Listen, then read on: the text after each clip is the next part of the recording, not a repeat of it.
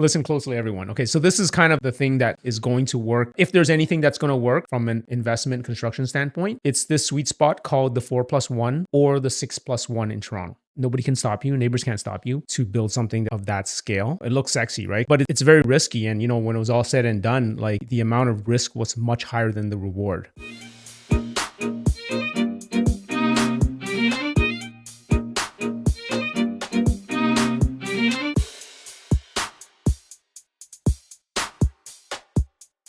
My Claude AI aha moment. Do you remember the first time you saw AI and how it changed your work and life forever? Greetings, everyone. This is the Truth About Real Estate Investing show. My name is Erwin Szeto. And for me, it was back in June 2023. I was in Victoria, BC, when my friend Nick showed me what ChatGPT could do. I actually have a picture of it in the show notes for those who are on my email newsletter. Nick showed progressive pictures of a simple prompt. Steve Jobs, the founder of Apple, co-founder of Apple, holding an apple. And the earliest picture was just terrible. Like he had a little tiny shrunken head, and whatever he's holding, you couldn't even tell if it's an apple. And then even about 14 months later, it got okay. And then you fast forward to today, I just did a simple prompt. Can you create me an image of Steve Jobs holding an apple? In my ChatGPT, I used the paid version, and it's really impressive. It looks like a real portrait, and probably 2 years ago, before people knew about AI, probably no one would know this was not real. So from that moment on, back in June 2023, I signed up for ChatGPT, and I've been a paying user ever since. Then, if those who are following the news, I read the news every day. For those who are following the news, I follow the stock market too as well, not just a real estate investor. Then the news has been coming out about Claude AI. I wasn't using Claude AI at the time, but it's hard not to pay attention when Salesforce, Constellation, IBM, Oracle, major software companies, their stock prices are crashing. Oracle, the owner of Oracle, Larry Ellison, used to be the richest man in the world for just a fraction of a period. And then the stock has now crashed 50% thanks to this new AI called Claude AI. So you got my attention now. I'm trying it. I started trying it. In my experience in trying it, I was pretty impressed. I do a lot of analytical work with my work. I need to do a lot of number crunching, make a lot of spreadsheets make a lot more sense for my clients. So Claude's actually been much more helpful to me in my work than ChatGPT it was. And so anyways, I was immediately impressed. Within a day, I started paying for it. And that was about 2-3 weeks ago, maybe. And anyways, so fast forward to today, a friend of mine, Mike, he's a serious tech entrepreneur. He actually has a marketing company, but he's a software background guy. And he's one of the sharpest minds in AI that I know. He's already made the switch. He's actually switched off of ChatGPT, and his whole company has switched away from ChatGPT to Claude AI now. And he announced a webinar specifically about Claude AI, and I was in, of course. I already had skin in the game. Why not? It was also free. So the price is right. What I did not fully appreciate until the webinar was that it was on the agent side. AI agents are not just for answering questions. They actually do work. Mike's analogy was you actually treat them like employees. You actually ask them to do things, and they do not cost much money. So the type of work was the building internal tools, running workflows, replacing software subscriptions. We will be looking to replace some of our software subscriptions with Claude AI Cowork as well. And these things cost my businesses, hundreds, if not thousands a month. Now, also people are building their own systems in-house without needing a programmer. We'll probably have to hire a programmer. But anyways, and that's what's causing these software company prices to crash. And this is exactly what we're doing now in Cherry and I's companies, and including here at iWin Wealth Planning. Right now, literally right now, I'm building a workflow inside Claude Cowork that handles most of the production of this podcast. I record this voice memo, I get it transcribed, Claude turns it into a proper English format and formats this whole episode. What used to take me a couple hours, honestly, is becoming a repeatable system. I'm requiring all of our staff to use tools regularly. It was part of their, it's part of the interview process that they all know how to use AI tools and are comfortable and will continue to get comfortable using them. And at home, even though the schools have banned most of the AI tools for use in school, we are teaching our kids every day to use AI. I ask them all the time, Ask Gemini, ask ChatGPT. They want a recipe for something. I tell them, ask ChatGPT, because I would do the same thing. It's weird because my daughter and I share a ChatGPT account, so I see the weirdest queries in there. Like, did I ask that? Anyways, the advantage in the next decade will go to people who are actually building with these tools, not just watching from the sidelines. And I'm just like every other parent out there. I'm scared for my kids. I don't know what the future holds, but I do know that AI will be part of it. All right, on to this week's show. This week's show is titled The Sweet Spot in Toronto Real Estate Development. We have the owner of Sweet Additions, Andy Tran, with us, and he's one of our most frequent returning guests. He's an architect and designer at the leading edge of Ontario's missing middle housing movement. He's the founder of Sweet Additions, and he's back to talk about what he calls the sweet spot for 2026. Building 4+1, so that means a fourplex with +1, which would be an additional dwelling unit like a garden suite, and 6+1 units in Toronto. We skip the 5+1. We go straight to the 4plex +1 and the 6plex +1. Andy explains why we skip the 5. And these are all completely exempt from development charges. Anyone who reads the news knows that development charges are a huge problem in most of Canada, especially Ontario, especially Toronto. But these are exempt. So you can see why Andy calls this the sweet spot. And there's access to commercial financing, specifically CMHC, MLI Select. And because Andy's focus is mostly on Toronto, which I completely understand why, where the tenant profile makes being a landlord a lot easier than my landlord experience in Hamilton, Ontario. To quote Andy, you don't have to build big in order to do well. You can build small projects in a repeatable way and have a more predictable profit margin. End quote. If you have equity sitting in an underperforming property, a large lot, or you are simply looking for your next move, this episode would change how you think about it. And also, I know we're talking about Toronto, but you can apply these same things in the periphery of Toronto as well, because you all still qualify for the same commercial financing, specifically CMHC MLI Select. Please enjoy the show. Hi, Andy. Welcome to the Truth About Real Estate Investing show. Hey, thanks. Good to be back. You're up there for returning guests. We should probably have a leaderboard. I'm pretty sure you're near the top. Awesome. It's been a while though. Has it? Yeah, probably like, I don't know, 2 years maybe. I've been bugging It's you been for a a while. while. We've had to Yeah. reschedule a couple times. Yeah. All right. What's new, man? That's what I want to ask you, because where do you think we are in the market? So we're recording February 26, 2026. Where do you think we are in the market? Like in terms of like cycle? Yeah, I mean, I don't know. It's really hard to say. And I think it's just everything is really just speculation, right? Mhm. I Oh, yeah. do. Nobody knows for sure. Yeah, I know. But I still kind of believe that fundamentally, from a macro perspective, like really nothing has changed. Like, the government is still in a lot of debt. I think they're not, it's, I think, when you read between the lines of what they say, they're not going to really let the market crash. Like it's not going to go up in a straight line. But when you look at kind of, M2 money supply, like that has to go up. Just it's nothing to do with like politics or anything. It's just math, right? They got to keep like feeding more debt into it. So, if you look at the last 25 years with real estate going up 7%, that just is in lockstep with money supply.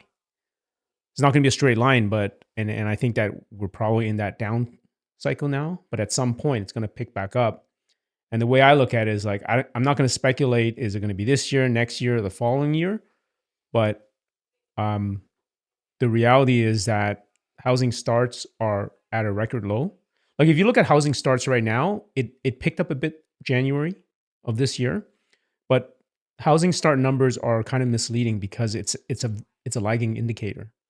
So the actual Yeah, start because they started building quite a while ago. Housing Yeah, starts it's like- are. it's Sorry, not is even- housing start like they breaking ground, or is that what is no, that? it's like I believe it's like pouring foundation. Okay. Oh yeah, Right? but But meanwhile- it's months and years before you get to that. Oh, 100%. Like, Yeah. that project that Charles and I had worked on with the student residents. I mean, we started in 2017. It didn't get final like city approval until like 2023. Yeah.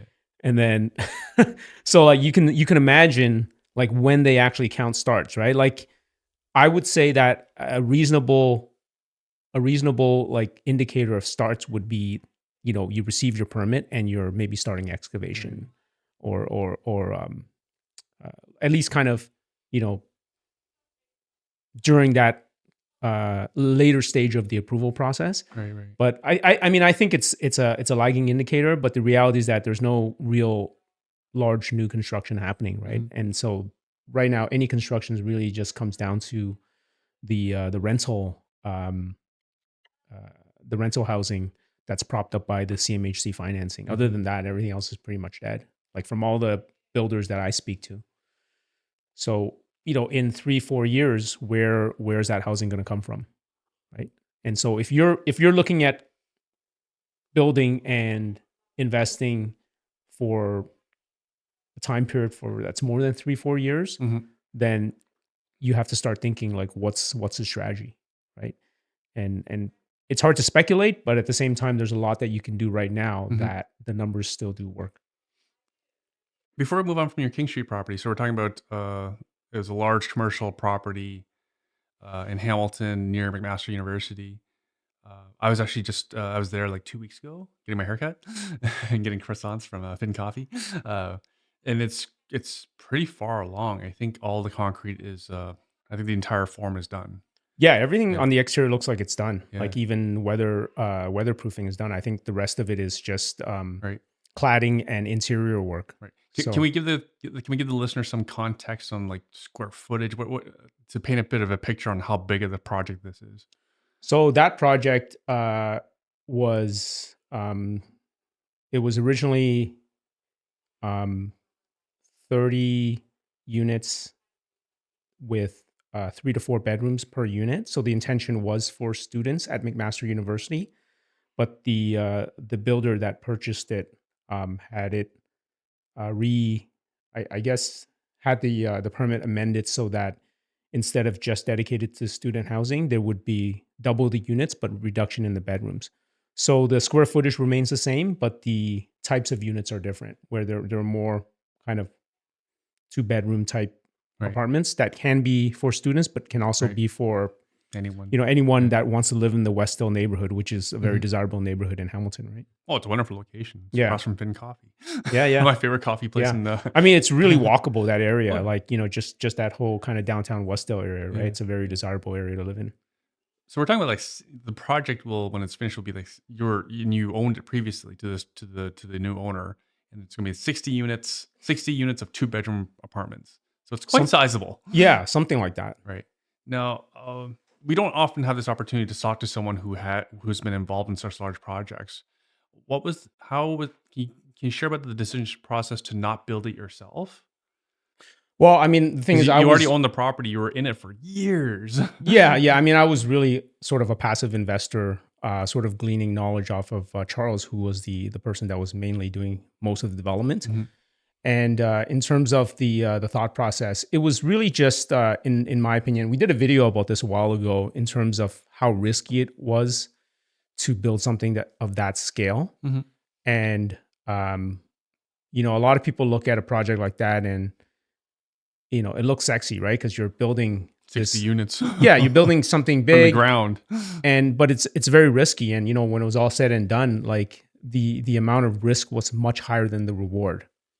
And so that was a lesson for me to say that, you don't necessarily have to get big in order to do well, because you can do small projects, but do it in a manner that is repeatable, right? Almost create like a cookie cutter system where you can replicate it and have a more predictable profit margin, but in a smaller scale, essentially, right?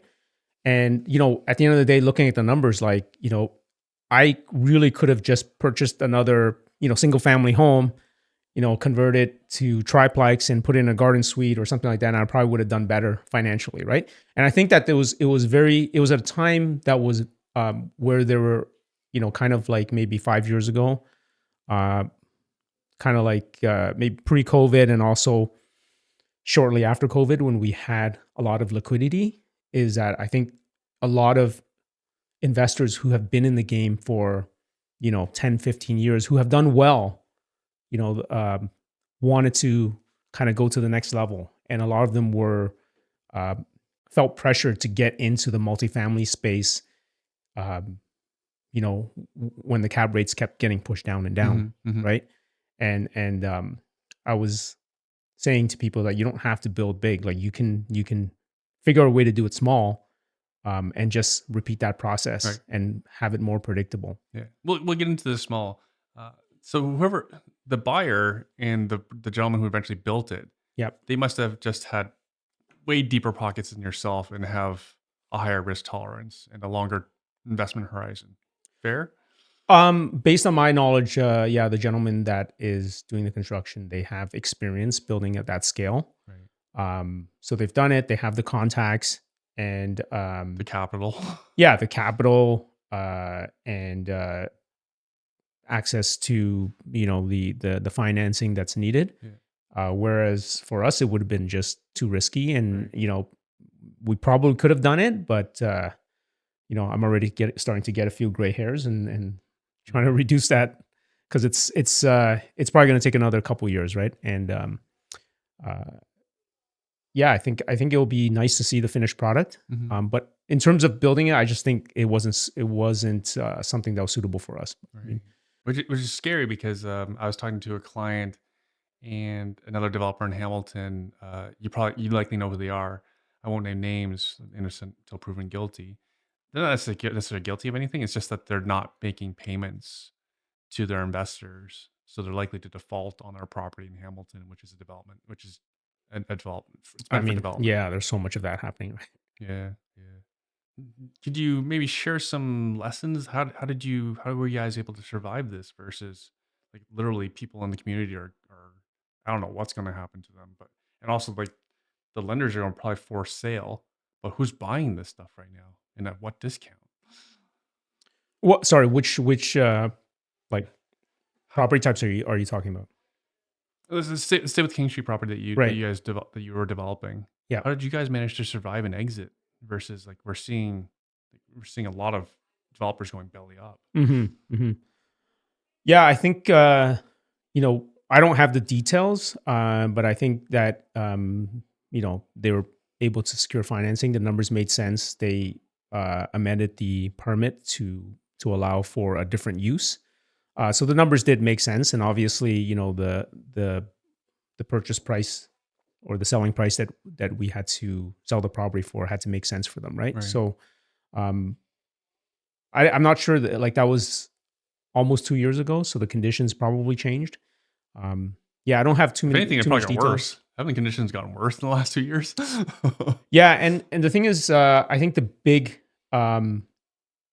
point as to whether a lot of these projects do make sense is the financing, the CMHC financing options, right? So the Mhm. obviously we talked about the MLI program, but there's also the apartment loan construction program. Ooh. That's also CMHC, so that's more for larger scale. So there, I don't have the details, but there may be that type of financing that's involved that where it makes sense for builders. But across the market right now, it's really challenging when I don't know if you saw what the January numbers were, but in terms of new home sales, it was like in the hundreds, right? Like the lowest it's ever been in like 30 years or something like that. I wonder what that number counts. Does that count like closings on new condos, for example? That must count that. That you mean that January number? Like Yeah. I think it was like 270 or something like that. Like the only thing being built is condos. Yeah. And then so that must be closings. Yeah. Yeah. I mean, the bottom line is that Because like that also the tells us like not numbers, many people are closing. yeah. So, all the construction that had been done, condos or single family homes, townhouses, like none of those pencil out right now from a traditional, you know, pro forma standpoint, right? Mhm. And the building industry's argument is that, the development fees are still too high. Mhm. And, they're not going to build if they're not going to make a profit. Like, well, why take the risk, right? Yeah. It's actually funny, like Tim Hong, who's a good friend of ours and past guest of the show, he property manages. He generally only wants to property manage single family homes, including condos and houses. Uh, but I think we all know like it'd be pretty hard to find a single family home in Canada that pencils. Right. You mean just as an investment, Just as an renting it investment. as a single family? Yeah. Yeah, I'm not sure. I mean, I think it's very specific to location, right? Because there's some areas where, like, somebody wants to rent, for their family, and there's not that many options. Oh, no, no. If you're as a renter, that's different than being an investor.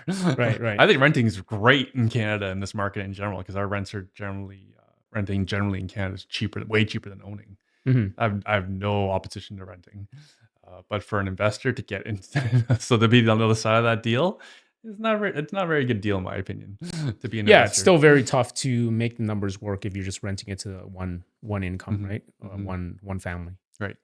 And before we're recording, we're talking about a small mom and pop investor Yep. and how, years ago, I was no different. Buy a house, 1950s bungalow, convert the basement to an apartment, Hmm. and then rent it out both units. And then even years after that, then we had more clients doing garden suites. Not a whole ton of them because they were pretty pricey. But yeah, what are you seeing mom and pop? What do you recommend for mom and pop investor these days? Well, it really depends on kind of what their long term strategy is, right? Mhm, And a lot of that depends on financially where they are, how close to retirement they are, how much risk they want to mhm. take. And I don't think there's a one size fits all for everyone, right? No. So the question I always get is like, why am I going to spend whatever 300,000 to build this garden suite when I can just take that money and buy another house, right? So maybe a couple of years or maybe 3 years ago, that would have been, just 25% down payment. And now that might be like 50%. So they can, put down even less and buy the property now and Mhm. have some money left over for, miscellaneous Yeah. contingencies, right? Yeah, because So 300,000 you can get into like a already existing turnkey duplex. yeah, I was actually like for investors who want boring and easy and turnkey, you can literally just buy a tenanted duplex in Barrie or Hamilton or Oshawa or Ottawa, yeah. and it ought to be a great deal because none of those markets want tenanted properties. So again, to me, that's the opportunity. What is available at the greatest discount? Yeah, absolutely. And so my answer to that is why build when I can just buy this? It really depends on kind of where you are in your journey. So somebody who, let's say maybe they're a little bit more aggressive, they're trying to build their equity, trying to build their net worth, and want to take on more debt, acquire more property. Totally. I think that makes sense. Don't Hmm. build your garden suite. Buy a property where you can do that. Perhaps buy a duplex that's already tenanted, or get your own tenants, and have buy something with a nice backyard so that you have that option in the future and you kind of accumulate, right? So to me, that avatar is more kind of, let's say, the younger investor, somebody that wants to build that net worth. But then we also have clients who, let's say, they've done really well in real estate in the past 15, 20 years, right? Like you and I, we've been in this game for Long a time. while, right? Too So we have long. a lot of friends that started in the 2000s, right? Like in 20 years ago, and they've done really well and they've built a portfolio. And they're thinking, okay, well, they're in their 50s and some of them were probably like, 60 years old, and they don't necessarily want to go through that approach, but they have a decent amount of equity on their portfolio. They don't necessarily want to sell because the market's not good, but they want to get that cash flow. Hmm. So those are some of the clients that we're working with where they're not looking to expand their portfolio. They have equity, they have a big backyard, and they're like, you know what? I have the 200,000, 300,000 for this property. Um, I'm going to build this thing, and then I'm going to get $3,000 in rent. Right. And so they're trying to look more at cash flow. Yeah. So in that instance, that's where it does make sense. So Oh, um, but to add to that, like it's going to cost you 300,000 to do it in Hamilton or Oshawa or Barrie and Toronto, right? mhm, mhm. But you're going to get the highest rent in Toronto. So Yeah. are we seeing this mostly in Toronto then? I would say right now, 50% of my projects are in Toronto Right. Because because the of the rent per land square foot value. has to be the highest. Yeah. So the land value to, rent, um, the value is going to be the ratio is going to be highest in Toronto, right? But it still makes sense, like numbers wise, in some other markets, especially in some of the cities where they permit 2 units in the garden suite. So like Ah. Kitchener, Guelph, London. So some of those markets that are more kind of second tier markets where you can get lower rent, it makes sense because they're permitted to build 2 units. So the pro forma changes. So Mhm. even though, the rent is not as high as, let's say, an area in Toronto, because the construction costs on a per square foot basis is going to be lower, it equals out, right? And they already own the property, in Kitchener Right. or Guelph. So Oh, sorry. The per square footage, the per square footage construction is lower just because you get more square footage, right? Because you're doing yeah, 2 units instead you're of getting one. more square footage, and you're getting at the end of the day that your net operating income is going to be higher. So then the overall performance it's gonna run better, right? Because if, let's say, you were to build one unit garden suite, Hmm. and let's say it's going to cost you $400 a square foot, Hmm. all right? Now you're going to build 2 units. Maybe there's a basement in there, and your per square footage cost is going to be lower, because whether it's 1 unit or 2 units, you have to get the services out there. You have to get a furnace, you have to get electrical service, water, and all that sort of stuff. Those are fixed costs that are going to be the same, right? But now let's say 1 unit you're able to rent for, let's say, $2,500. Now you have 2 units. Maybe one of them is going to be, whatever, 2,200, and the other Hmm. one's going to be 1,800, right? And that's actually a small tweak that municipalities can implement that I think, will change um, the financial performance Yeah. significantly for Yeah. properties, and it doesn't cost anything, It makes the right? investment better. Yeah, So you're going to likely see more people do it. yeah, and so they're actually pushing that in, like, Kitchener and Guelph, for people to do like 2 units in the AD. Does it have to be up down duplex? Can it be side by side? Yeah, it could be side by side. Is it more expensive to do side by side? Because rent generally is better for side by side, is it not? Yeah, I think side by side is better when you're able to build it. The only issue is that there's limitations with the bylaws in terms of the footprint, right? Like, you can only be like a certain percentage, and every city is different for that. So certain cities will say, 10% of the entire lot, or some of them will say, like, 40% of the backyard. So I think that if you have a large enough lot, doing side by side is going to be better, because it's even like more privacy, Yeah. right? Like, nobody's living under you or above Yeah. you. It feels like like a small semi detached home. Yeah. So you can get better rent, and if you're not excavating, then Oh, yeah. yeah, you can just slab on grade, right? Yeah. So that's going to be cheaper as well. Right. Um, Oh, so just to paint a picture for the listener, like for example, a good friend of ours, Ryan Carr, like years ago, he was doing this pretty regular. The point of doing side by side for um, I think most Canadians know what a side by side semi looks like, mhm. or a lot of the country has side by side duplexes, but to us they're semis though. Yeah, well, duplexes, side by side duplexes were purpose built duplexes, right? Mhm. That's how they were designed. Oh, it's no Yeah, different than semis. They were yeah, purpose built, yeah. but it's two titles instead of one. But that's what we're trying to. That's what we're essentially trying to do here with the side by side duplex here, because then the entire property is above grade, and anything above grade, rentals above grade get more rent than anything below grade with like a basement. Absolutely. Yeah, those are great if you are, like, holding on to those long term as rentals.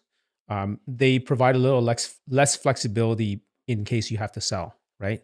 So, your standard bungalow with a basement apartment, that's a very liquid product. Like, anybody will buy that. An Yeah, investor or a homeowner that yeah, wants yeah. to, especially if they want to, live Right. in the main unit and then rent out the basement. Whereas with a side, when you're kind of splitting it up like a bungalow, and you're splitting it in half, like, Good that's point. that's a less liquid product, because that's a very investor specific product, right? And so, there's nothing wrong with doing that, but I always advise people to be very careful. Even though we're like, we're suite editions, we're all about kind of maximizing number of units. We talk about that, but I always warn people, like, just be aware of your property and the local market and what your intentions are, because your exit strategy, let's say it's 5 years, you might have problems trying to sell that in a few years. Whereas if you left that as a single family home and you had one or two additional units, but they're clearly subordinate units, like in the basement or in the backyard or something, then it's very easily sellable to a family, Hmm. Hmm. right? So that's kind of what people need to be aware of. Yeah. Just top of mind though, for if I'm going to do a garden suite and I'm going to make it a duplex, side by side sounds pretty good. It's still a subordinate property to the main house, Yeah. right? Like, but again, I'm just trying to maximize my rent as always. Hmm. Hmm. Yeah.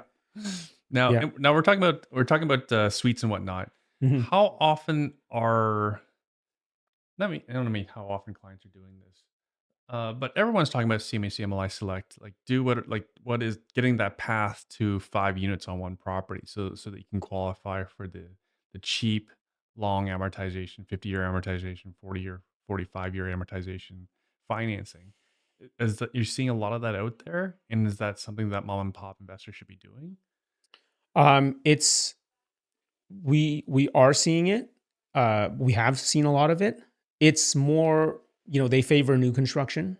My clients who have tried to acquire that for conversions, it's more difficult. Oh, no way.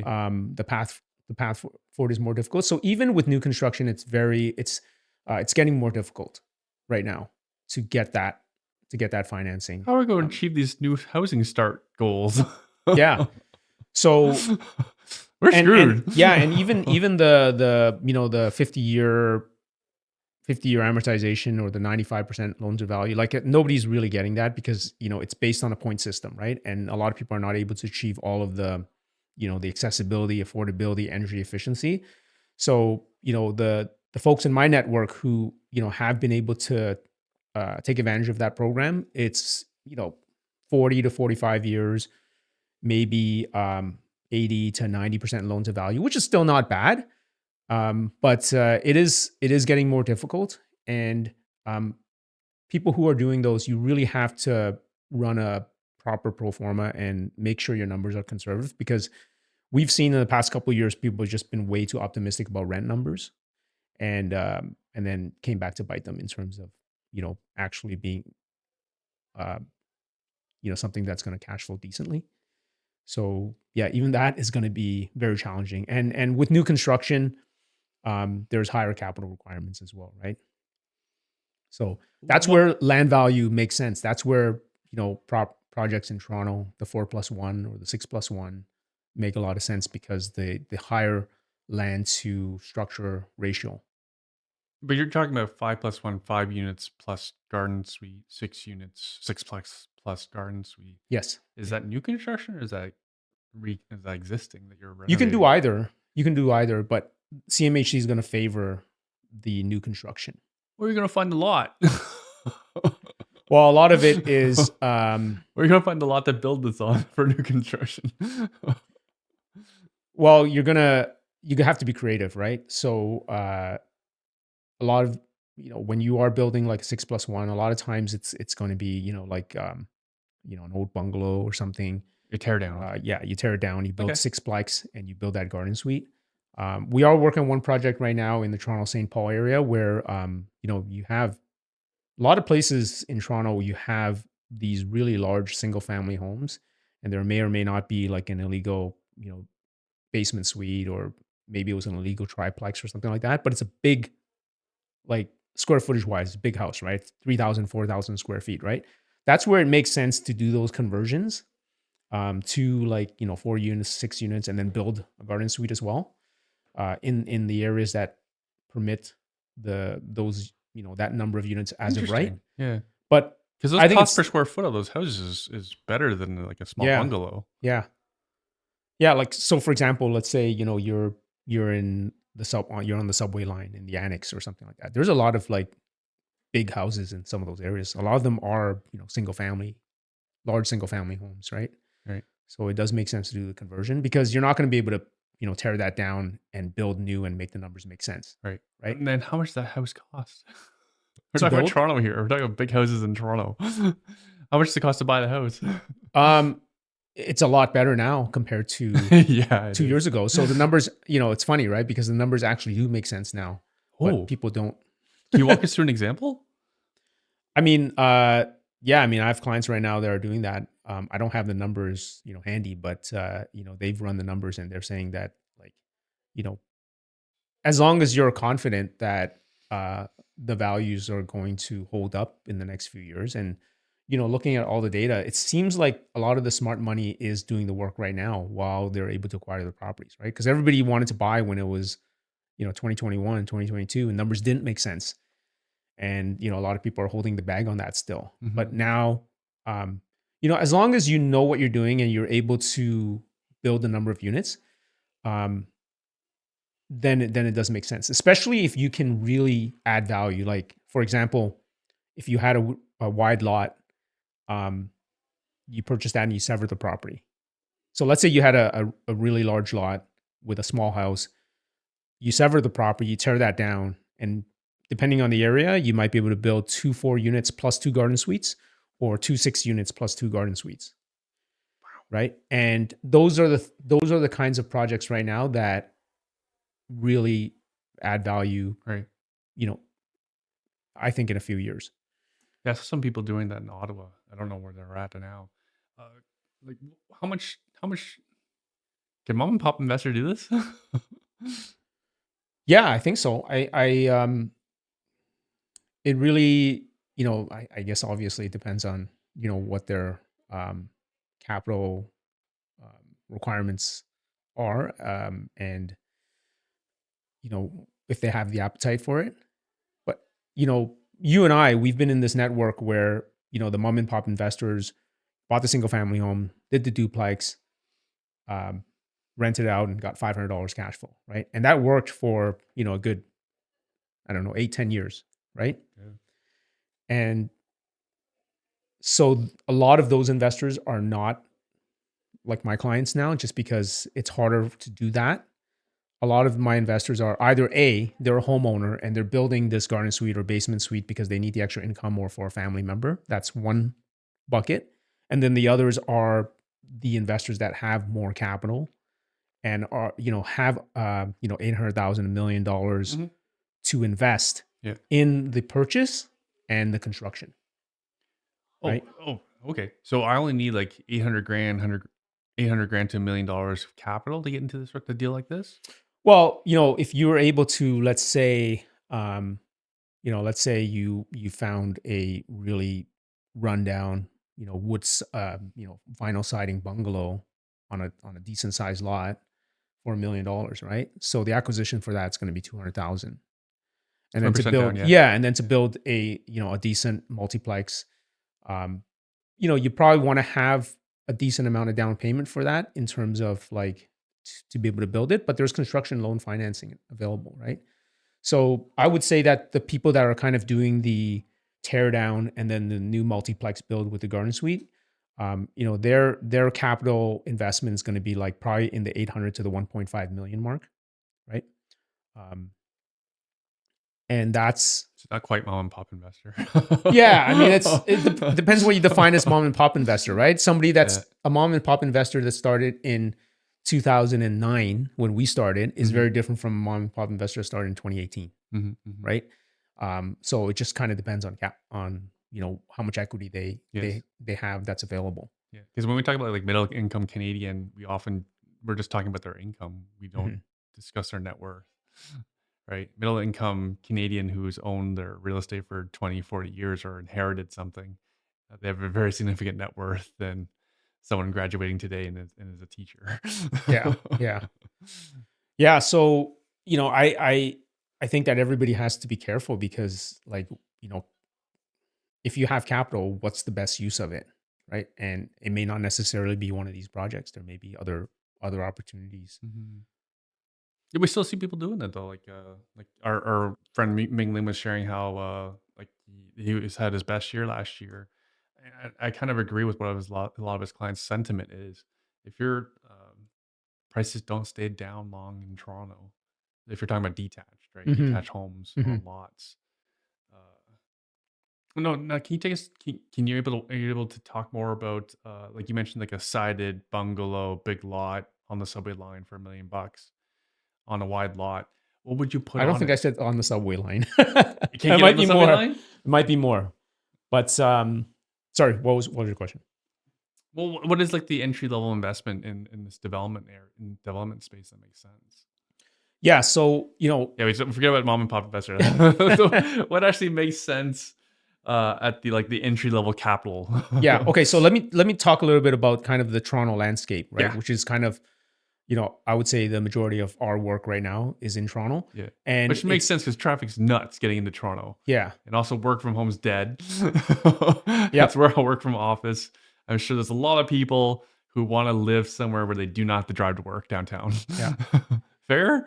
Yeah, I agree. I agree. I think it makes sense, right? Especially like if you're somewhat close to the subway line and you can kind of have access. I think that's never going to go away, right? If you have access to good I can transit. get rid of my car then, Yep. just Uber everywhere. I have friends that literally do that. They don't have a car or they leave the car at home. It's rather Uber because they don't have to deal with the traffic. They don't Mhm. have to pay for parking. They don't have to find their car afterwards. They can have a drink after work and be able to take an Uber home. Yeah. Yeah. Yeah. So I'll kind of discuss this sweet spot that Love it. we've sort of A identified. sweet So addition like, to sweet spot. yeah. So listen closely, everyone. Okay. So this is kind of the thing that is going to work. If there's anything that's going to work from an investment construction standpoint, it's this sweet spot called the 4+1 or the 6+1 in Toronto. Okay. We should skip the 5+1. You can do 5+1 as well, but Okay. it's yeah, we skipped that one. Okay. 4 and 6. Okay. Yeah, the reason is because across the entire city, like all 6 boroughs, they do permit 4+1 as of right. So you don't have to go through any zoning amendment. No one can stop you. No one can stop you as long as you comply with the bylaws in Right. terms of the sizes on that. And then That there's pisses off neighbors. Though. yeah, and then there's 9 wards that allow 6+1, right? So that's why we say the 4+1 or the 6+1. So the reason why it's a sweet spot is because that one thing I mentioned, it's as of right, right? So as long as you build within the same, like the size, what they say, nobody can stop you. Neighbors can't stop you. Which is key. Yeah. And also you're exempt from development charges. Ooh, Right? that's key. That is key because, just as short as, for the 4+1, just 2 years, 3 years ago, you would have had to pay $80,000 to $100,000 per unit. Per unit. Yeah. That's a lot of money. That's a lot of money. And recently, I think it was within the last 6 months, they translated this over to 6+1 as well. So that means you can convert an existing single family home to 6 units or tear it down and build it new, depending on, the size and all that, and build this garden suite. The garden suite development charge is not really exempt. Technically, it's deferred. Mhm. But you don't have to pay it back as long as you don't sever the property, which the municipality won't allow you to do that anyway. So it's a moot point. But basically, you can build 6+1 without development charges, and that's the big thing. Because the reason why like traditional developers are not able to build condos or single family homes is because of the development charge for units, right? That the numbers just don't make sense, so they're not going to build, and that's why a lot of the the developers, they're either going in jurisdictions that allow them more flexibility, or they're getting into this space here, which is kind of the missing middle space that people are doing, right? And pretty soon, they're gonna be doing like major streets, which is like up to 60 units.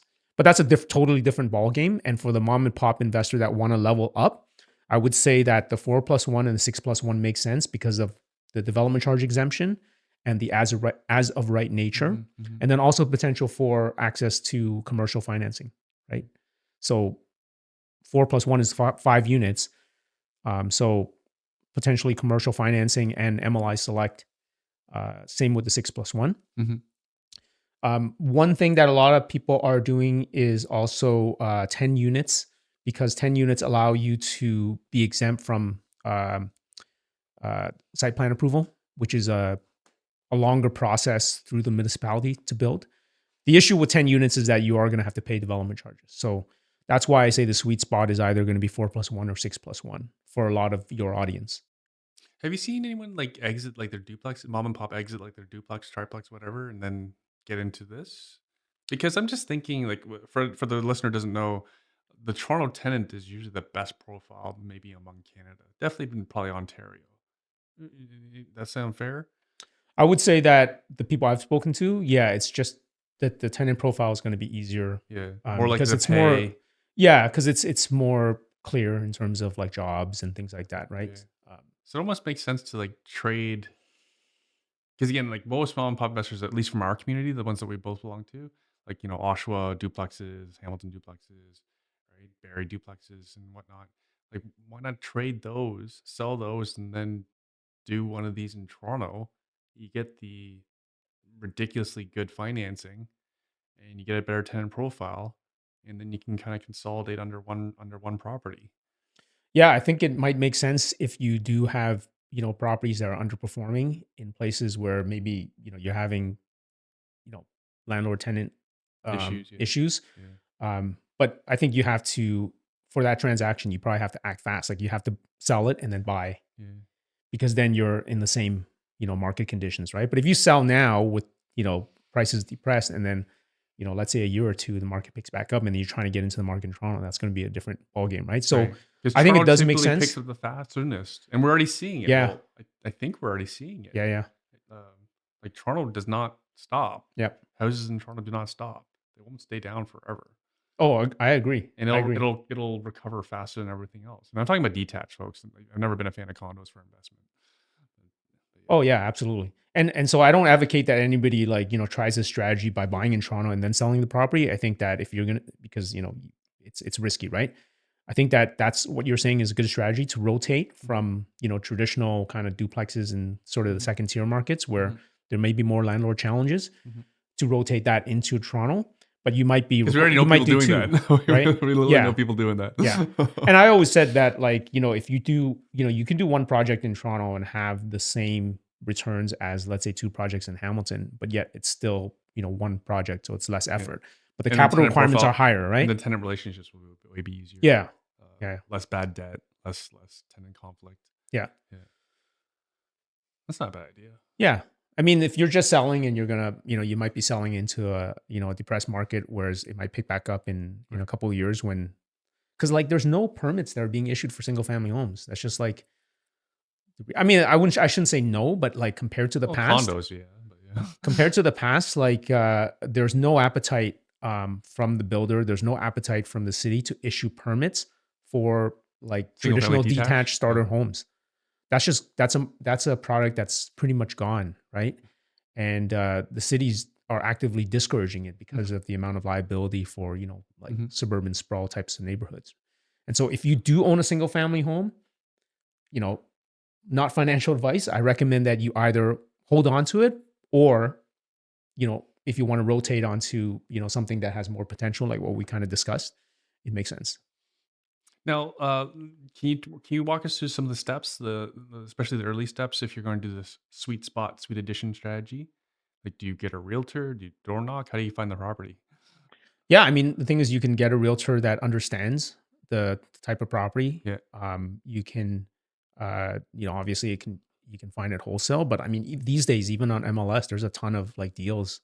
Even in Toronto. Yeah, even in Toronto, of course. Yeah, right now is probably the best time because you can find these properties now, right? Wow. And so understanding what you want to build and what the requirements are, how large you can build. They got rid of the FSI, which is the floor space index, so you can build pretty much right up against, not right up against, but you can build with minimal setbacks. Oh, nice. You can build a large structure.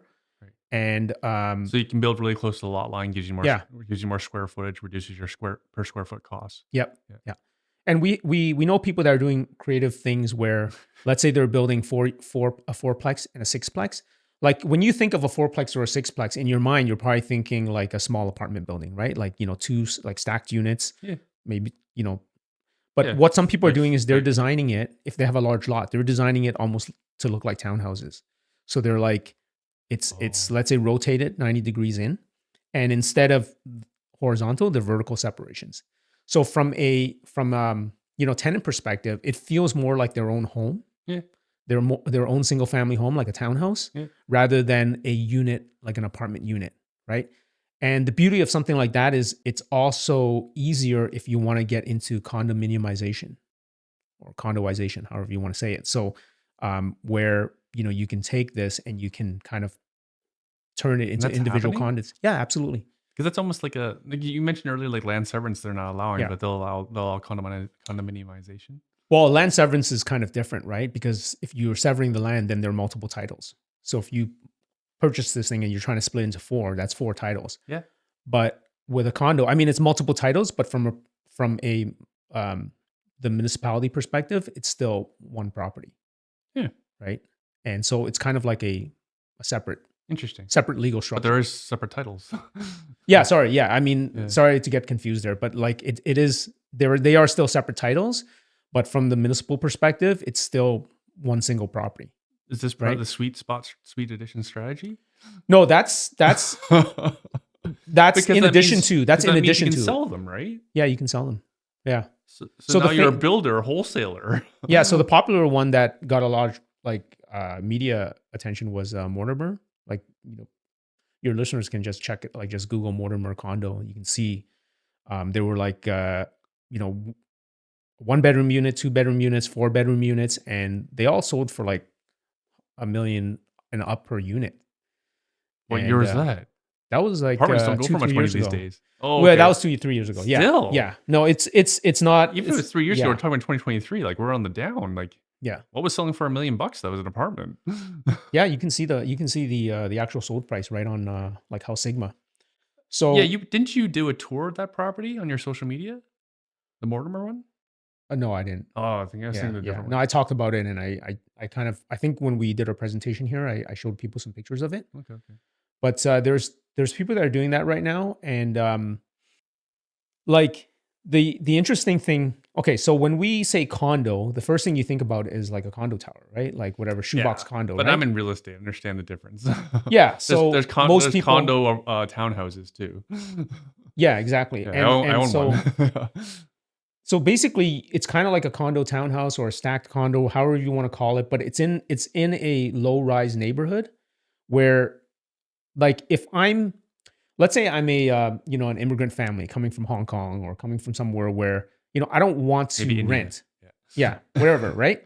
Like, maybe I have a good job and I was transferred here or something like that, and I have 2 kids, but I can't get into the housing market in terms of like a traditional, single family home, like let's say even a townhouse, a regular townhouse that's going to be, $1.2 million or $1 million still in Right. Toronto, right? Right. And most new immigrants want new. But yeah. Yeah, I just noticed that culturally. It's a buying but preference. but as a developer, you could build like a 6+1 and subdivide them into condos and have it more accessible. Maybe they're going to be like $700,000 to $800,000 each, 3 bedrooms in a neighborhood where the family that moves there has access to the school, right? So I think the key thing is for people that want to do something like this is identifying the lot. Also, it's very important for you to be in a district where it's good access to, like, close access to good schools. You're familiar with the Fraser Institute school ranking, right? Yeah, I think every parent has Yeah. spent some Okay. time on it, especially as Asians. Yeah. Yeah. We all spend time on it, whether or not it's real. We all spend time on it, and It dictates prices, real estate prices, man. 100%. Yeah. So like, so like in my neighborhood, I live in Asian Court, right? And apparently, Did you like, say if Asian court? Sorry. yeah, Asian Court, yeah.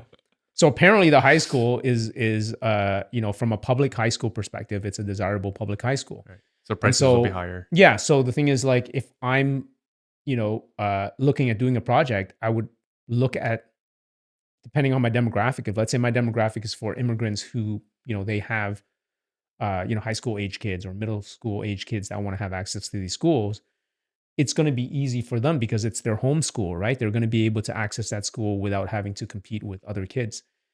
And if you're building larger units, 3 bedrooms, that to me is what makes sense, right? So don't.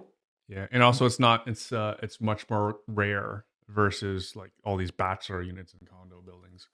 Oh, 100%. Like, because they're not going to be able to, even if they're comfortable living in these like 1 bedroom or 2 bedroom condos, they're not going to get access to the community services compared to if they lived in a residential neighborhood that, is walking distance to one of these schools. Mhm. So to me, the strategy makes sense to say wherever, you want to purchase. And, in Toronto, the reality is that, like, if you're going to be downtown core, it's going to be challenging. But if you're looking at places like Etobicoke, Scarborough, East York, I would say find the good areas, find the high-ranking schools, purchase the single family home, and I would say probably new build is going to make more sense, especially if you want larger units. Build the family size units, like at least 2 bedrooms. 3 bedrooms would be preferable because then 3 bedrooms can, like, accommodate your standard nuclear family, right? Like 2 Mhm. kids kind of thing. Mhm. Option for work from home arrangement, Mhm. because that product is not available right now, Yeah, yeah, yeah. right? 3 bedroom homes are really not available in terms of purchase or renting, Yeah. really. Like our own executive town in Etobicoke, three plus 1 bedroom. It was like I had the offer the next day, Mhm. and it was They were highly motivated. They gave me everything, and that's the thing about Toronto, working in Toronto. It's usually realtors are working for the tenants, so it's a much more professional, very professional experience Mhm. to be renting to tenants in the Toronto area. And yeah, and it was funny because like I failed to sell it over a month. Got like maybe 2 showings or something like that. Really small number of showings trying to sell it. As soon as I put it for rent, offer came in within 12 hours. Like firm, my asking price. Here's everything. T4s, driver's license, everything. Right? It's such an easy process. Yeah. The only thing they didn't do was a single key report. Yeah. So I asked for that, and then like we were done. Yeah. And then agents were calling me disappointed it was already rented. It's such a different. Like you have the Interesting. right, and that's to our what we're saying is if you have product design for families, Mhm. then that's where the market is. And like just look at basic supply and demand. New immigrants generally are families. They also used to living with like family as well, like brother, sister, maybe a parent or whatnot. They're used, and so they need more space. Versus, unfortunately, all these condo investors got it wrong, buying 400 square foot units. Like Mhm. people don't want that, and it's also the highest turnover unit there is. And you're at the whim of the market entirely. Like there's nothing you can do to kind of You're a improve that commodity, property, right? yeah, Whereas with a single family home, there's so many options yeah. that you can, add value to the Especially a property. 3 bedroom. Like there's not many. Who's Yeah. building them? Yeah. Like I don't know if any condo builders are still building them, and if they do, it's gonna be like a penthouse. It's gonna be like super premium. Yeah, absolutely. Yeah. And back to your point about the other thing that immigrants want is that they eventually want ownership. And if you can provide that to them, right? Let's say you were to build, let's say you knock down an old, siding bungalow and you built 6 units and each of these 6 units had 3 bedrooms and you turned them into condos and you had, walking distance access to a good elementary school, middle school, and high school. Mhm. Like how valuable would that be for uh, that immigrant family that wants to Mhm. settle and wants to own, right? Yeah. Like how many, immigrant families do you know that want to be renting for a long time, None. right? They want to buy as quickly as they can. They probably want to establish their credit. If they have cash, they're probably want to get into the housing market, right? Like, Like most people need to appreciate like for people who don't know many immigrants, we you and I do know a lot of immigrants. They typically come from countries where the currency is not very strong. Hence, they all know the solution is hard assets, right? So mhm. that's why they want to own their homes. That's why they invest in precious metals. They're used to that. It's in their culture, and when they bring that with them when they come to Canada. Yeah, and even though our population right now, the population growth is flat, the intention is still like close to 400,000 permanent residents, right? The types that wants to, establish roots, Mhm. right? Not your, not the students or not the, temporary workers, but Yeah, the permanent residents that are coming yeah, here, yeah. Or to join our military. huh? I don't know For if the you saw. benefits or No, I don't know if you saw. It was pretty recent. Like we're, I don't know. There's this whole new category of immigrant if they join the military. Oh, really? Oh, it's an incentive. Yeah, it's an incentive because the Interesting. our Canadian Armed Forces is understaffed. They Oh, have trouble okay. recruiting. Yeah, yeah, yeah. They're increasing the budget, right? I saw a hilarious stat. I reshared it on my Instagram about how um, Toronto Real Estate Board has 70,000 members. Mhm. That's like 10,000 more members than there are in the entire country for Canadian Armed Forces. Right. Isn't that But the insane? thing is, like, I don't know what the metric is though. Like, even though it sounds like, yeah, there's more realtors than there are army members, but like, I don't know either. what's the It just metric? Like, sounds what? funny. Yeah. It sounds funny. A better example is like how many there are in Toronto and then for fun folks, if you want to Google it, like Google how many realtors there are in the state of California versus Ontario. And Okay. it's very disproportionate. Okay. Yeah, that's a better indicator because then you'll know like proportion wise, right? Yeah. Like, how many realtors should there Just be? makes no sense. Yeah. Yeah. And for just like I think Vancouver has like 16,000 agents. We have 70,000 in Toronto Just the board. TREB, right? Just Toronto TREB. board. Okay. Right. Again, it doesn't sound quite right. Anyways, uh, next step in the Sweet Addition sweet spot. After I have a realtor, I found my property. Mhm. Who's going to do everything? Because I'm lazy mom and pop investor. Right. I'm not from Toronto. I don't live in Toronto. Yeah, I mean, the thing is, it's important to be part of build your team, right? As we always preach, as investors, right? You need Right. to obviously have the realtor, you have the contractor, designer. There's people. if you're interested in something like this, you really should kind of join in on kind of the missing middle community in Toronto. There's a few that I feel like almost every real estate community is a missing middle community because it's like, what else are you gonna do? Yeah. But it's very active in Toronto. Like, there's a lot of events happening. They have like conferences and summits every year, and really just go and like talk to people and tell them what you're doing. Like I kind of try to can't go they to just cut to the chase talking to you? What's that? Can't people Oh yeah, call me first. Yeah. So from a design perspective, we can help them with that, obviously, and we know builders that can kind of get that done, right? So if you don't want to get your hands dirty and you want to hire someone to do the work, then you have to find somebody that knows how to do these things, right? Knows how to build them, and also people that understand the financing, because when it comes to these types of projects, whether it's the builder, the lender, the architect, they have to have a very unique understanding and skill set to understand how this all comes together, right? So a typical designer architect may not, like, that does, let's say, custom homes or additions and things like that, they may not understand all the nuances of whatever fire separation and multiple units and what's involved. So you need designer, and then a lender that has an understanding when it comes to valuing based on these multi-units and based on the income that's going to be generated. So like it's a very new housing product, and we hear the term missing middle everywhere now, right? Even though we hear it, most people still don't understand the execution. So you really have to be involved with build those professional relationships with folks that are doing these, because they will be able to tell you what you need to do, right?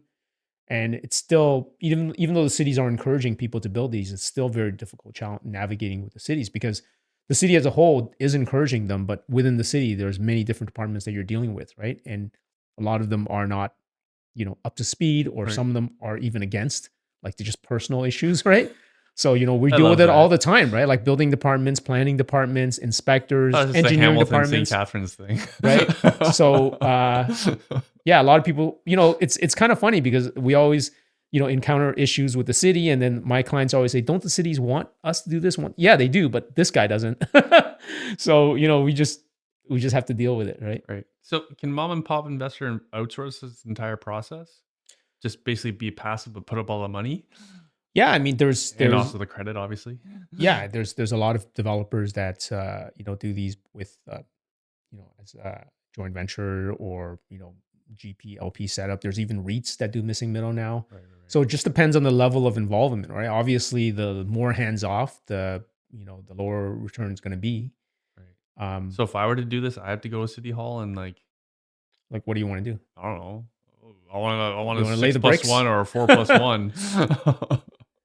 Yeah, so like you can literally do everything yourself. You can do the drawings. You can go to the city hall. You can Andy, lay your own foundation. I'm not going to do it.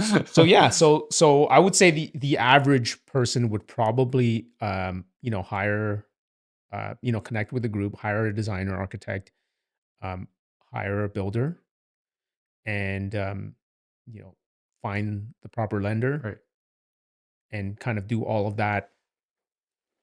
Like, they're not going to be, that's kind of the middle ground, right? So one extreme is like, I'm just going to put money in a REIT that does missing middle. And then the other extreme is like, I do everything myself. So in the middle would be, I hire a designer, hire a builder, find a lender that understands missing middle housing, right?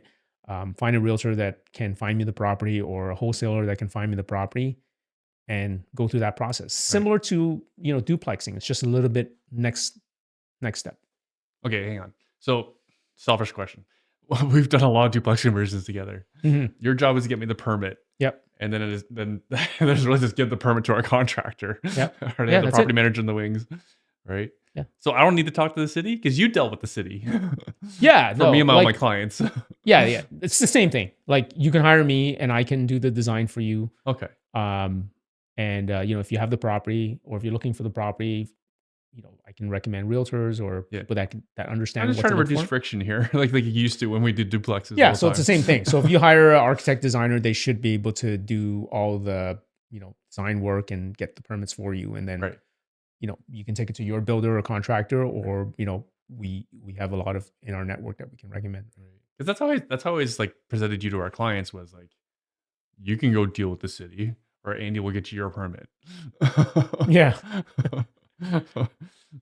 Yeah, we take the beating from the city so you don't have to. Yeah, but also it's like navigating it, right? And also knowing which person to not go to. And Yeah. also having a relationship, like versus in Hamilton, it was like, it was Andy Tran, okay, just put it through. Right. It seemed to be pretty seamless versus like if I went, like, who the hell are you? Yeah, and I wouldn't say it's You're from like Toronto? Get the hell out of here. It's gonna be 6 months minimum. On my address, I put Scarborough, so it's But if it was an Andy Tran product, then it was like, you went, it was pretty seamless. Well, yeah. I mean, the thing is, depends who we came across, right? But yeah, I mean, it took us a few years to really kind of build that relationship with the city of Hamilton, and it did improve things over time. I'm not doing this in Hamilton. Yeah, It's going to cost me the same to build it, right? The build Yeah. cost, the build cost, right. isn't it? Not? Exactly. Yeah. So You're why gonna get would higher ROI on in Toronto? Yeah. So why wouldn't I just go for the higher ROI, less grief, right? Because you want to torture yourself. No, I don't. Also, I don't want to torture myself dealing with bureaucrats of the city. No one listens to this show. I can talk shit about City of Toronto staff. Toronto or Hamilton? Hamilton staff, St. Catharines staff, Yeah. Niagara Region staff. Love you, Brantford staff. Brantford staff were always pretty good, weren't they? Bradford's good. Yeah, Kitchener is good too. Awesome. Shout out Kitchen. Yeah. Shout out Toronto. Pretty good, right? Overall, yes. Yeah, I mean, the thing is, because we do so much work in Toronto, is that like every little thing we just get so agitated. But as a whole, it's improved a lot, and like, they've been really progressive with these policies, right? They're kind of leading the charge with missing middle. But yeah, I mean, there's a lot of small places, like for sure we mentioned Kitchener. Guelph is really good as well. Like they're actively, very very helpful. Like, you can send them an email and send them a sketch and they'll give you some feedback. So yeah, find the right place. Right. So again, to go back to the sweet addition, the sweet spot, you give me my permit, we hand it to the contractor. When am I getting involved? Do I have to do anything? No, you just sit back and watch that building go up and just wait for the rent. We have trustworthy contractors. You have trustworthy contractors. Well, when you're getting into this stuff, like you're hiring proper builders, right? They're They need always to be- hiring proper. Yeah. So yeah, I mean, you want to have someone who obviously I wasn't the guy who hired Gem to do my basement in Hamilton. Oh my god, I don't know if you remember that. Yeah, That was I a do nightmare. remember them. Yeah. Wow, Yeah. you're like 20 grand cheaper than everybody else. You're hired. I'm like, oh my god, that's a red flag. I'm getting PTSD thinking about some of the contractors we've dealt with. But anyways, yeah, like it's a larger scope. They need to be obviously Terrion approved. You're building a new structure. Oh, this is really legit. Terrion. Yeah, approved Terrion builders. Okay. HCRA, right? Registered. So I would say make sure to get the right people. Right. Oh, Can I get a Terrion warranty when I'm done? yeah, I mean, the thing is you're building, you're building this, you're not whether you sell it or not, the builder that's building this needs to be Terrion needs to be pretty cool. Terrion, right? Unless you're the builder. You're not the builder, so you need to hire a Terrion. Actually, this is a good time to plug my missing middle guide, because all this information we're talking about, like what type of contractors you need, what planners you need, who's responsible for what, all that process I have on my PDF. It's like a 30-page PDF. Right. Where do we find it? Sweetedition.com. You can download for free. So it's called the Ontario Missing Middle Toolkit. Ever since we had it published, like we've been working on this for several months.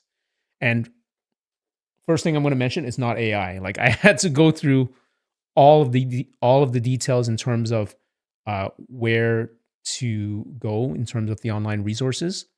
And we put this together. We've had like hundreds download it and people are using it right now. So check it out. Download that toolkit, and it'll give you all the information about who to hire if you kind of want to build this stuff. We should Suite Editions, SUITE Yes. Editions. Yes. Yeah, Always a good the reminder. Sweet Spot Suite Edition. The Suite Edition Sweet Spot. Different suites. that was by design, right? When you did Suite Editions, when you What? chose a name. What do you mean? Oh, because it sounds Sweet Editions. You That's know, sweet. Yeah, sweet like taste. You know, sweet versus sweet basement suite. Yeah, it's been so long. It's been like 10 years. I don't remember. I think it's been. I'm getting old. I'm older. No, you're older. Oh, yeah. Crap. But we've aged because we're landlords. All worth it. And again, people just cut to the chase if they just want to call you. Yeah, we're doing it. We're doing conversions. We're doing new construction designs. So yeah, it's very exciting. Right. And people can engage you from like site inspection. Like, does Andy, just like the old days, like we'd call you like, Andy, can you look at this property? Like you can do it from your desk, right? Can I suite this? Can I put a basement apartment in this? Are you basically doing the same thing? Yeah. So the thing is, we don't do like feasibility in terms of like whether or not this property is going to work. We don't have the bandwidth for that. But people can hire us for consultations, for either online or in person. Right. Because how's someone supposed to buy the property if they don't know the feasibility, if it's possible? Yeah. So I mean, we're trying to do the best we can to educate people, right? With all our free resources. Right. But we want them to work with. You must have Suite Editions approved realtors, don't you? Oh yeah, absolutely. Oh, okay. Yeah. Who know feasibility? Yeah. All right. Yeah. So that's you want to go with a realtor that has done this or has helped somebody go through that process, right? Yeah. All right. Okay. So this can be done by the lazy investor. You just need to have capital. Yeah, absolutely. Yeah. I think it certainly does make sense to do a project like this. It doesn't have to be your entire portfolio, but dip your toe in, right? Like you talked earlier about Ming having his best year in 2025, and his client base were folks that had a condo, maybe they lived in the condo, and now because the market is down, they're able to acquire a single family home. Now that single family home can have that potential. So if you can, for a lot of people out there that are listening, because housing's expensive, but they probably want to get on the ladder, and the best way to do it would be to do it on your own property first. Mm-hmm. So if you're let's say considering buying a house because the prices are attractive right now, if you can do this on your own property where you can really see the numbers and take advantage of that, you can determine if it's something that you want to do, to increase your portfolio further beyond that after, right? So I'm a big fan of house hacking. I think it's a great way for, especially younger people. Like if you can kind of do something where, you live in one unit and rent out the other 3 units, and that helps you with your expenses and build the equity long term, I think that makes sense. I'd rather live in one of the 5 townhouses. Yeah. Yeah, absolutely. That's what we want to do as well. Are you doing one? Not right now, but that's our goal, is to be close to our kids' high school and find something there, and then build something like 6 units, a 6-unit building, but have them like a townhouse, and then build a garden suite. Maybe we'll live in the garden suite and then just rent out the rest of it. Airbnb? No, not Airbnb. Oh yeah, no. Yeah, maybe a family. You've had Airbnbs before. No Airbnbs? No more? I think Airbnbs are good, but that short-term aspect of it is just too challenging, right? Like, neighbors and the city, things like that. I think midterm rentals make a lot of sense. Like, if from a rental perspective, like if they're condos and you can sell them, great. You can sell them to, like you mentioned earlier, an immigrant family who, wants to get into the get into the ownership, right? But renting it out, let's say, to a family that maybe they're, the parents are here on contract for a year and they need a family home and they want to go to the school here, have it furnished rental, right? Toronto is a great city for midterm rentals. Like everybody that I know that's doing midterm, so many visitors, so many people coming around contract work. Right? Yeah, and this clarity, right? Like they're going to be here 6 months or a year, right? Like you don't know, like sometimes I have properties in Brantford, right? Like that person might be here forever. Yeah, you want turnover. Yeah. So there's more clarity, right? You kind of have that sit down and you chat with them and like, hey, you know what? I work at the university or I work at the hospital or this company. I'm here for a year. My family's here. And they don't want to buy furniture, right? If the furniture is nice and it's already there, like you'll get a premium for that. So that's the other thing that you can incorporate into the strategy as well. Where can people get in touch with you? Sweeteditions.com, or they can check Sweet Editions on YouTube. We're there as well. So we're planning to put out a lot of information this year on all of this stuff we talked about. Right. But they don't have to consume it all. They can just get in touch. No, they have to consume it off. As soon as you go on the website, you need to. No, just kidding. Yeah. I would say download the toolkit though, because that's. I'm not going to read it. For the person who's going to read it, go ahead and download it. I'm not going to read it. No, I mean, the thing is, you don't have to read. It's not a book. It's just a guide and there's links. Like you can just download the PDF. You can click on the links. Like here's where I go to get this information. Yeah. Here's the free plans I can get. I just hire you. Okay, hire me. Here, I'm trying to reduce friction here. This whole process, there's a lot of friction, is there not? That's why you hire professionals to take care of it. Yeah, absolutely. All right, Andy, it's early 2026. Any final thoughts? Any words of wisdom for the real estate investor in 2026? Yeah, I would say there's always opportunity no matter what. Doesn't matter what the market's doing. There's always pockets of opportunity, and there's always reasons to be optimistic. And this is the time where you can really create the value. So I'm pretty excited. That's pretty good. Yeah. I'm pretty excited to understand a strategy. Like the sweet spot. I can dev, I get cheap government financing, massive long amortization. I can condominiumize it. I can get Toronto tenants, so I can get less headaches. This is all pretty good. Is it really called the Sweet Edition Sweet Spot? No, but I'm going to use that now. Are you? Yeah. Awesome. I just called it the 4+1 strategy, but now I'm going to call it the sweet spot, spelled SUITE. Oh, okay. Yeah. We can discuss that. All right. What, you want some money for that? No. I like sweet spot. I like SWEET. Yeah, no. Okay. If it's standalone, yeah, you're spelling SUIT. But I just like to say the Sweet Edition Sweet Spot. Because then if you call it Sweet Edition Sweet Spot, you need 2 different spellings. Do we? Maybe not. Yeah. Awesome. We'll talk to your marketing person for that. Andy, thank you so much for doing this. Yeah, man. Thanks for having me.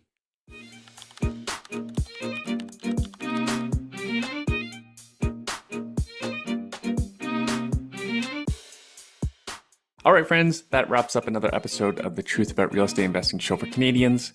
Hope you got as much out of this one as I did. Remember that whether you're just starting out or a seasoned investor, there's always something new to learn, and it's always about building that practical knowledge base that gets you closer to financial freedom. If you found value today, please do us a favor and leave us a review or a rating, share this episode with a friend, or better yet, join our community of real estate investors who are taking action and making moves. And hey, if there's a topic you want us to cover, or there's a certain guest you'd like us to have on the show, drop me a line. My DMs are open on social media. Reply to this email that this has arrived on. I'm not hard to find. We're all about getting you the unfiltered truth to help you on your journey. Thanks again for tuning in, and we'll see you in the next episode. Until then, stay smart, stay curious, and keep building that future. Catch you later.